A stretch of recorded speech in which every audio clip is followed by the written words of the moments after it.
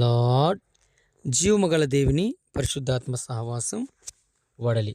ఈరోజు వాగ్దానం మన కొరకు పరిశుద్ధ గ్రంథం నుండి నిర్గమకాండం 16వ అధ్యాయము 4వ చరణం. ఇదిగో నేను ఆకాశము నుండి మీ కొరకు ఆహారమును కురిపించెదను. ఇదిగో నేను ఆకాశము నుండి మీ కొరకు ఆహారమును కురిపించెదను. ప్రియమైన దేవుని బిడ్డలారా, దేవుడు ఇశ్రాయేలు పట్ల తన సంరక్షణ విధేయతను పరీక్షించే విధానాన్ని వారికి తెలియచేస్తున్నాడు. ఈ వాక్యం ద్వారా తెలియచేస్తూ వారిని ఏమంటున్నాడంటే, వారికి ప్రతిరోజు తమ అవసరమైనటువంటి ఆహారాన్ని దేవుడు అందజేస్తున్నాడు. ఏ ఆహారాన్ని అందజేస్తున్నాడు? మన్నాను అందజేస్తున్నాడు. ప్రియులారా, అందజేస్తూ అని ఏమన్నాడంటే, దేవుడు ఆహారాన్ని ఆకాశము నుండి అద్భుతమైన ఆహారాన్ని అనగా మన్నాను కురిపించి వారి ఆకలిని తీరుస్తూ వస్తున్నాడు. మొదటిగా ఆయన ఆహారం తీరుస్తూ వస్తాడు తన బిడ్డల ఎడల.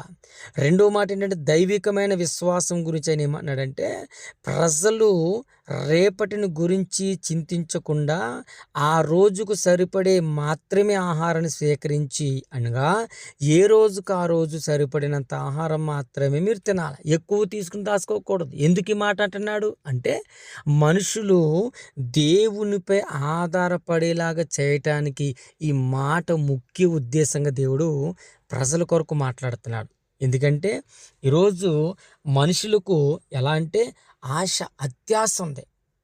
అత్యాశ ప్రియులారా, అందుకని వారి విధేయతను పరీక్షించడానికి దేవుడు ఏమంటున్నాడంటే, దేవుని ధర్మశాస్త్రం లేదా ఆజ్ఞలను అనుసరించి నడుచుకుంటారో లేదో, నా ఆజ్ఞలను అనుసరించి బ్రతుకుతారో లేదో, నా మాటకు లోబడతారో లేదో అని వారిని శోధించడానికి మాత్రమే ఈ విధమైన నియమాన్ని వారికి పెట్టడాన్ని జరిగింది. హల్లెలూయా.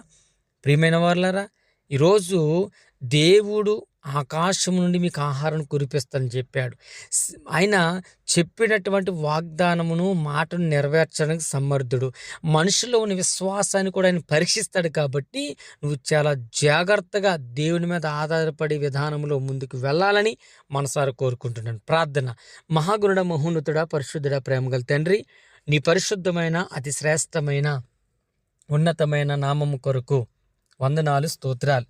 నైనా ఈ యొక్క దినమందు, ఈ యొక్క సమయమందు నీ సన్నిధిలో చేరి మిమ్మల్ని స్తుతించుకుని, మీ నామను గణపరుచుకుని, మీ నామను మహిమపరుచుకునే భాగ్యమును మీరు మాకు అనుగ్రహింపచేసిన నీ కృప కొరకు వందనాలు. బిడ్డలను దీవించండి, ఆదరించండి.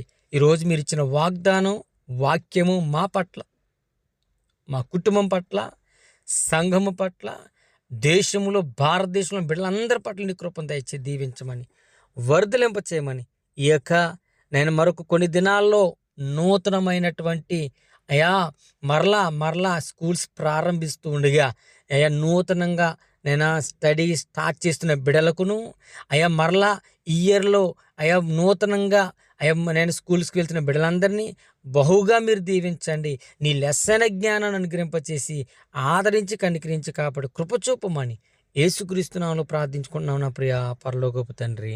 ఆమేన్. God bless you all. Praise Lord. దేవుడు మిమ్మల్ని అందరినీ బహుగా దీవించును గాక. ఆమేన్.